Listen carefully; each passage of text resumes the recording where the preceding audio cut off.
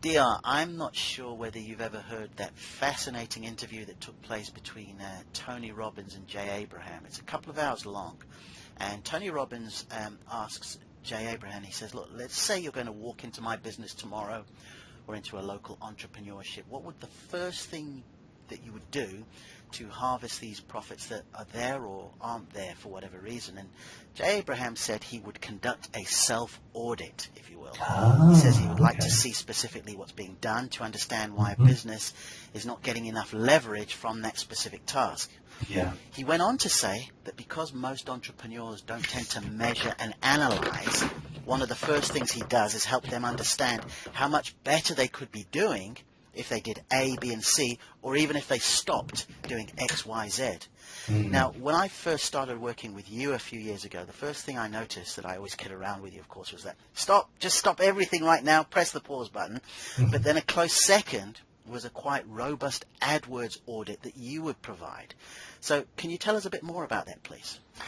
Yeah, absolutely. I've been doing audits on AdWords accounts, pretty much, unless I'd taken on a new advertiser. I mean, that happens from time to time, but auditing accounts goes back to year dot, year zero, which is, for me, is 2005 when I got started doing this professionally.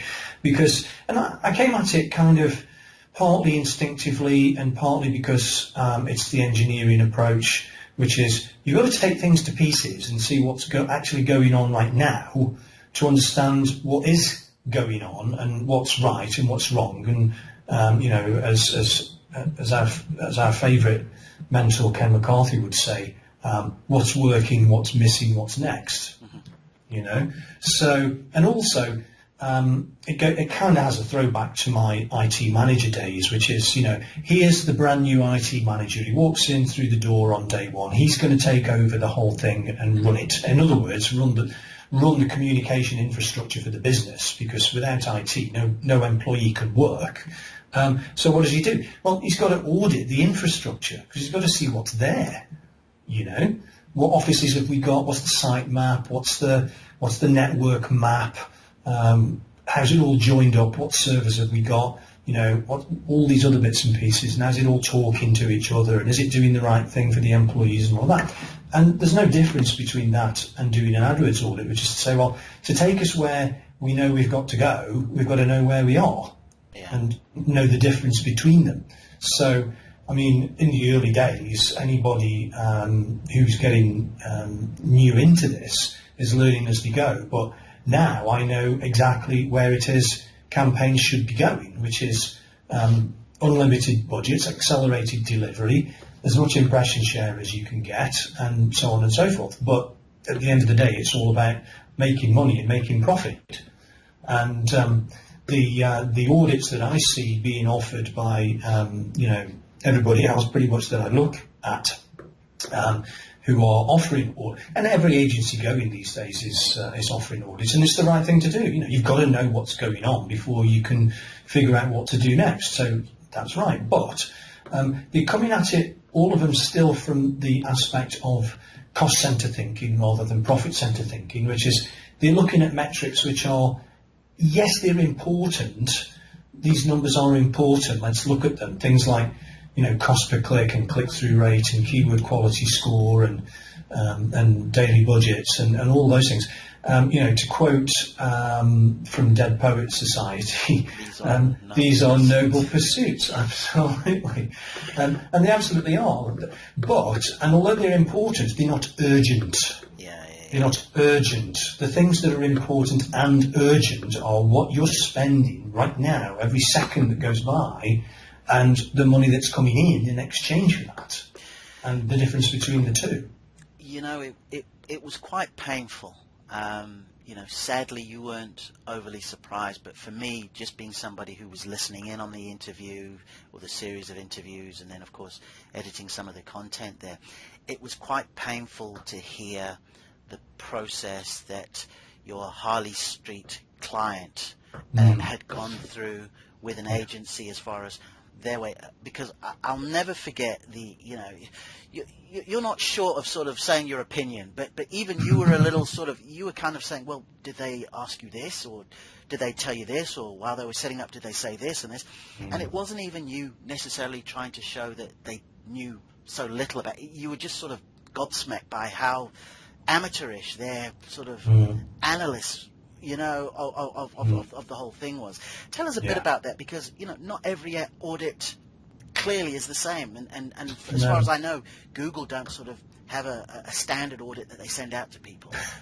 That's a really good point, and I'll touch on that in a sec. So on the one hand, the Harley Street hypnotherapist's tale of woe was it was distressing to hear, but it was also, well, you know what, it's no surprise. This is the industry standard, as I understand it, because I've been doing it for so long, which is let's take your money and let's buy some clicks, and that's our job, and you don't take it any further than that. You don't seek to understand the business and the practitioner and how he's making money. My focus is about how does my client make money? And that's the only reason he pays me, is he's making money. So that's my entire focus of an audit is, are you tracking money coming in? You know what's going out.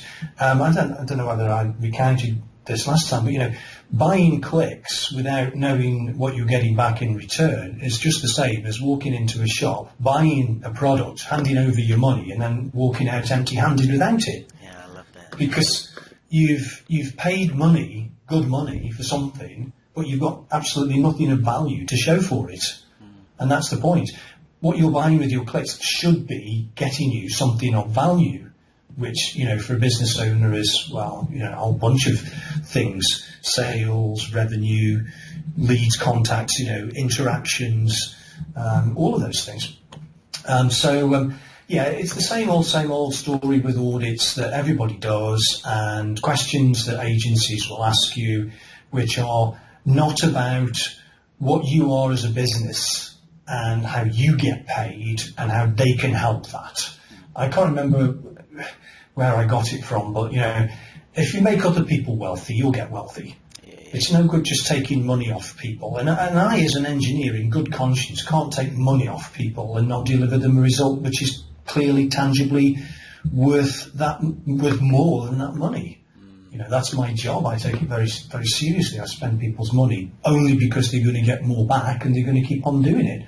Otherwise, nobody wins. And the advertiser gives up. And this is why you get advertisers moving from agency to agency to agency to agency, seeing it all the time. This is just the common situation that's out there. And here's an interesting one. So since we last talked, I had an email from a Google employee, and you just reminded me of it, because I've taken on this other account for one of my clients who acquired one of his competitors. So I'm running two accounts for my client, one of which is his competitor's account now, you see, because he took him over. So it's and I think I mentioned it last time, but what I did, I looked at this competitor account, and it was doing dreadfully badly. It was just spending tons of money and getting hardly any bookings in exchange, and the bookings they were getting were like 6 or 7 or 8 times more expensive than my clients were. So something was going very badly wrong. And I looked at, and it all came down to the website, basically. And to test this further, I literally transplanted my clients' campaigns, lock, stock and barrel, into the competitor account. So they're identical, other than slight change to the ad copy because of the URL. You've got to send them to a different website. But other than that, the only thing that was really fundamentally different between the two was the website. And the thing is that you can buy all the traffic in the world, but unless the website converts it into the thing of value to you, then it's pointless. And by observing a direct comparison between these two identical campaigns and two completely different websites, we could tell that the competitor's website was like 600 times worse. Wow. 600% worse than so 6 times worse than my client, and purely and simply the website, because it was confusing and you didn't know what to do next, and conversion rate was a fraction of what my client's was, and conversion cost was like 6-7 times higher. So that was the thing, and it's so those are the things you've got to look for in the audit, which is all about what do you get when you buy clicks, what happens next. Right, and you see, because that was going to be, part of my question, and we'll continue to go into the mechanics of the audit, because, as in the case of your Harley Street hypnotherapist, I mean, the fact that he said my agency left me broke, totally told him that, AdWords wasn't working for him in the way that he had wanted. I mean, he had given them a certain amount of money, and he hadn't got, did he not get any bookings at all? No. Okay, so he gave them a certain amount of money, he didn't get any bookings. So, most people would know if they're shelling out money and they're not getting bookings, it doesn't work.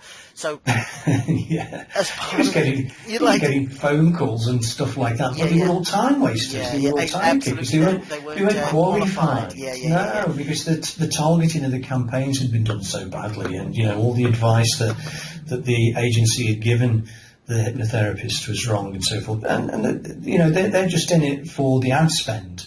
So, the management fee. And of course, therefore, your audit, you have these kind of probing sort of questions. Then you say, look, so the click takes place here. Where do they go to after that? And then you're seeing the messaging there, because sometimes they're not even specifically asking for a booking or a sale, are they? They just put a phone number there. I mean, John Colton calls it selling on their heels, where it's kind of if you're interested, I'm sort of here. All of that, absolutely. And you get all kinds of craziness on landing pages, like an email address is there out on the page. Phone numbers are okay because phone calls are good. That's interaction, engagement, you learn stuff, you can build a knowledge base out of it, you can build up FAQs and all that, so those are terrific. But all this stuff is digital, so you want to track having bought a digital click and paid money, you want to be able to track the digital result of that click. And there's all manner of easy ways to do that, simplest being the lead, but we don't know what the value of the lead is because we don't know how much money you got paid. All the way to the perfect extreme of that, which is a transaction, which is a sale, which is an online purchase. That's easy with e-commerce. I work with those guys. That's fine. That's why I like it. Digital sales, likewise, subscriptions, downloads, and so forth. You take money online, PayPal or Stripe or credit card or whatever. Great, totally trackable and accountable, and you know what the money is. So the challenge is when you've got services, which is selling time and things that you do, is digitizing that and making that into an online transaction of some sort. And if that isn't a payment, then it certainly can be an online booking. So this is the thing that is so good these days for services, but it's still a mystery to a lot of them. Just going back to the thing about the competitor and the client and the Google employee who reached out. So I looked at these dreadful websites that weren't converting, and I get this email from the Google employee, and he's on about, the bid strategy's all wrong, and your ad extensions need attention, and this, that, and the other. And I went back to him and I said, well, actually, the single fundamental problem with this is the website, because it doesn't convert. We've got everything is fine, we're getting good click through, but no conversions. And so there's nothing that I need to do with these campaigns, because it's not the problem of the campaigns, it's the problem of the website. And he didn't get it. And he came back to me again, pushing back again with, but if you do this, that, and the other to the, you'll change the keyword quality score, and you'll do this, that, and the other. And I had to go, again, briefly just go back to him and say, we're fine. Yeah, because of course the benefit is you knew for a fact that you had cloned something that you know for a fact was working. Yeah, exactly. So, it's just the thing about the obsession with the wrong metrics, you see. I completely nailed the fact that it was the website that was converting at 600% less than one which was working well for the same traffic, same keywords and targeting devices and locations and all of that.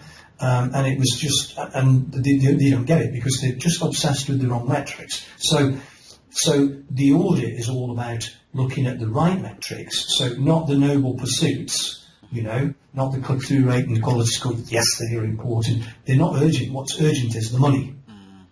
So I look in a campaign, and the first thing I look for is, where's your money? Yeah. Where is your money? Right? And how do you get that, and how do you track that? So you can track it very easily with online, with conversion tracking. So that's the first thing that we look at is conversion tracking. Has that been turned on? Is it rightly configured? Is it doing the right job? Is it counting what it should count, or counting more things than it should count? But above and beyond that is, what about the revenue? What about the money? What's the value of that conversion? And how do you know that you are making more than you spend? Because that's what we're trying to achieve. Yeah. So really, this whole sort of part prescriptive, part diagnostic manner in which you go about your audit, and do you sometimes come to the kind of stage at the end of it where you're able to present this information, and they're better off for just knowing this, whether then they say to you, okay, can you fix this, can you turn this around, or is it, do the two have to come hand in hand? So the result of the audit is that,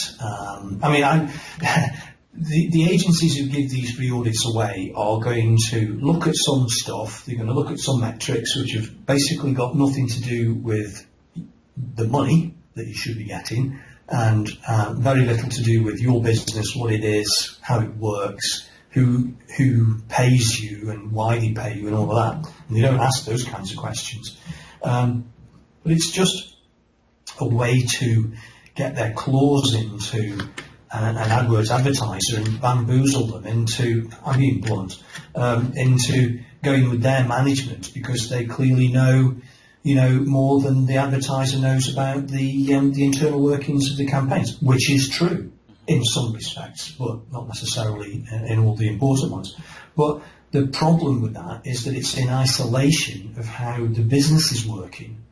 And the campaigns and the traffic, you can audit that and fine, but it's all about conversion, which is the website and the offer and what the business does and who does it for and how much it charges and all of that, and then the economics, which is, I'll happily spend 10 quid on a conversion if I get 50 quid back. Yes.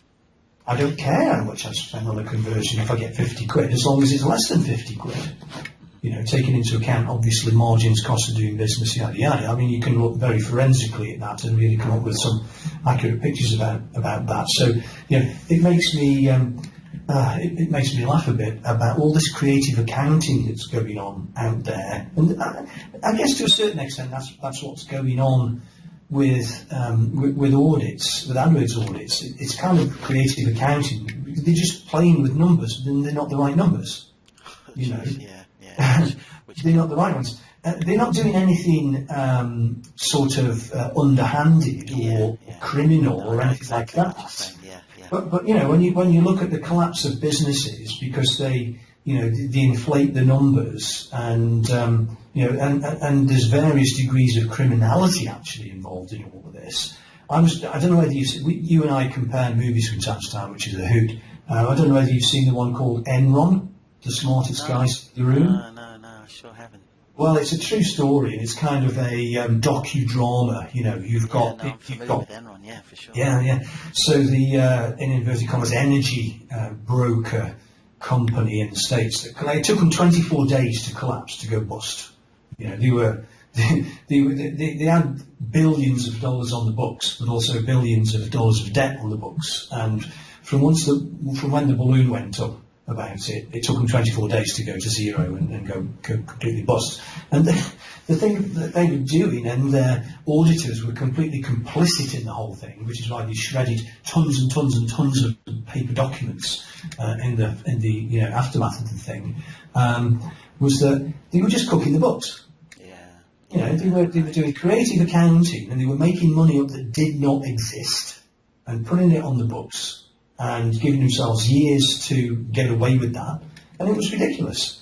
And it's just a creative accounting thing. So I my audit is all about there's no there's no creative accounting or anything on the hand about this. And yes, these numbers over here are important to know about, but not unless you're making any money at all. Yeah. Where's your money? You're spending money. Where the heck's your money coming back? Yeah. So, DR, I'm guessing that quite a few of the listeners who have sort of, buy into what you're saying, understand, maybe are even having the same experiences as your Harley Street client did, where maybe the numbers that they are being presented on, the sort of payoff numbers, literally speaking. So how can people, learn more about, an AdWords audit with you, the process, and how you can sort of help them and get things started? Well, davidrothwell.com is my site that people can go to see what I'm offering in those terms, which is to say, I've always offered audits, and that's the first thing to do. And so the first thing I've got to do is just look at an account. Now, what I do is not for everyone. You've got thousands and thousands and thousands, probably tens of thousands of advertisers out there who are buying clicks, and some of those guys are in a position that I can help them with, and it makes cost-effective economic sense, but for both of us to do that. But if you're not tracking stuff and you are just taking leads and you're not selling anything and you're not taking an online transaction, and what you do sell, if you sell it, costs 10 quid or $50 and you sell a couple of those a day, then cost effectively, economically, my work has little value to you. I want to work with small and medium businesses who this is important to economically. They're turning over 150, 200, 250,000 or more, in sales per year, and they're buying clicks, and they want to understand that they're doing it right, and they get it fixed, and they want to improve it. So although I can work with service businesses and digital product services and e-commerce merchants, there's a right fit. Yes. So by going to the website, you can see whether you are a good fit. You can see whether you qualify or not for this. I'll look at an account, and if I think that the client qualifies, then I'll work with them on a commission-only basis, which is, I guarantee that you will make money out of these campaigns, or I won't work with you. Wow.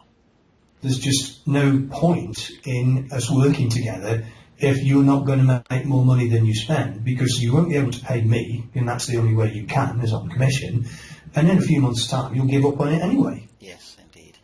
No, that is fantastic, and I mean, the way Perry Marshall and Ken McCarthy, and I was actually there filming and editing for you when you were sort of showing some of Google's account holders how to make this happen and work as well. I think with the right fit, indeed, you are going to sort of it could be a real win-win situation.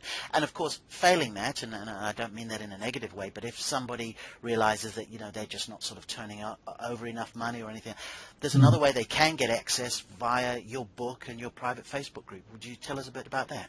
Yeah, absolutely. So, you can go to amazon.com or amazon.co.uk. Just look for my name, David Rothwell. You'll find me there. I've got an author page. I've got 3 books up there, one of which is fully booked, which is about online bookings, which is the way service businesses can work and can get trackable in terms of money spent and money earned.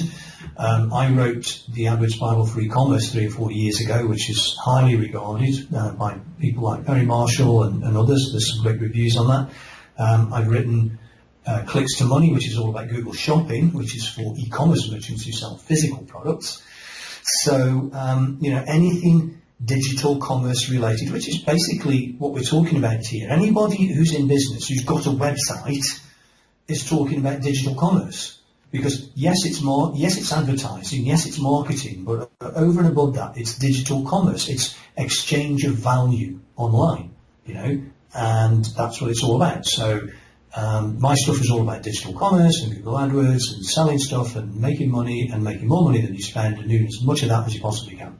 So if for example, they get fully booked, which would cost them 99p a pound, Yeah. and they leave a review, then they get access to the group where they can To the ask Facebook group. questions. Right. Yeah, Okay. absolutely. Yeah. Fantastic. DR, as always, it's been an absolute pleasure. Thank you for allowing us to learn more about your process, which has enabled you just to get fantastic results for your clients, and look forward to speaking to you again. Great. Thanks, Amen.